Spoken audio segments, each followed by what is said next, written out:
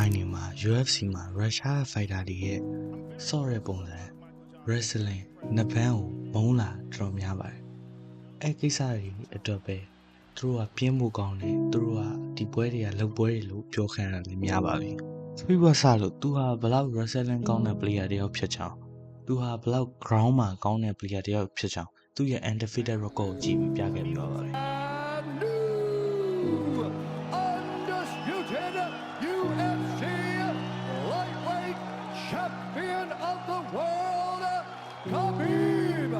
the Eagle Nurmagomedov. ဘာမှလည်းခရီးတငယ်ချင်းခရီးရဲ့တပည့်လည်းဖြစ်တဲ့အစ္စလာမ်မကာချက်မှာလည်းသူ့ရဲ့နဘန်စကီဘလောက်ကောင်းကြောင်းသူ့ရဲ့ချုပ်တွေဘလောက်ကောင်းကြောင်းဆိုတာပြပြပါပဲအဲ့လို wrestling skill နဲ့ပဲအခုဆိုရင်နိုင်လာတာပွဲပေါင်းမနေတော့ပါဘူး And new undisputed UFC lightweight champion of the world. သူများကလည်းနှစ်ပန်းလုံးလို့ကြည့်လို့မကောင်းဘူးပြင်းဖို့ကောင်းတယ်ပွဲတွေကကြိုတင်စီစဉ်ပြီးသားလို့ပြောရင်လက်ခံလို့ရပါသေးတယ်ဒါပေမဲ့နောက်ဆုံး Alex Pereira နဲ့ထိုးရတဲ့ Ankalaev wrestler တဲ့မကပါဘူး striking မှာပါတော်တော်ကောင်းတဲ့ fighter တယောက်ပါ wrestling ကပြင်းဖို့ကောင်းတယ်ရတယ်မဟုတ်ပါဘူး wrestling က strategy တစ်ခုပဲဖြစ်ပါတယ် fighter တွေကသူတို့အားတာတဲ့အရာကိုသုံးပြီးတော့သူတို့နိုင်မှုကိုပဲကြည့်မှာပါဒါ mix martial art ဖြစ်တဲ့အတွက်ကြောင့်သူတို့ရဲ့ strategy တွေသူတို့ရဲ့ smart move တွေသူတို့အုံနောက်ကိုသုံးပြီးအကောင်းဆုံးနိုင်အောင်ကြိုးစားမှာပါ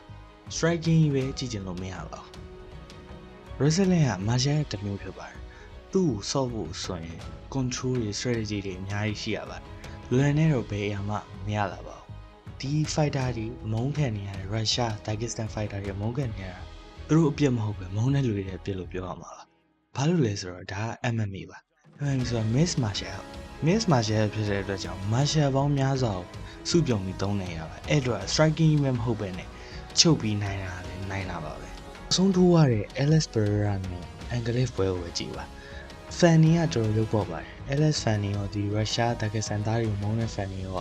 ဒီဟာပြင်းမှုကောင်းတယ်ဒီကောင် striking လည်းမလုပ်ဘူး wrestle ပဲလုပ်နေမုန်းတာ plain မုန်းနေကြတယ်နိုင်ဝါတော့မှဒါမပြတ်သားသေးပါဘူး knock out မဟုတ်လို့မပြတ်သားပါဘူးလို့ပြောရလို့ရှိပါသေးဒါကတော်တော်အကြီးတန်းနေရပါဘာလို့ဒီရုရှားသားတွေဒီ Dagestan သားတွေအဲ့လောက်မုန်းနေရအရန်ကောင်းလို့လားဘာကြောင့်လဲဆိုကျွန်တော်လည်းမသိပါဘူးသူနိုင်တာပါနိုင်တာပြတ်သားတယ်မပြတ်သားတယ်ကဒိုင်လောက်ပါဒိုင်နေကတော့အနိုင်ပေးပြီးပဲမပြတ်သားဘူးဆိုတော့ပြောစရာစကားတော့မရှိတော့ပါဘူး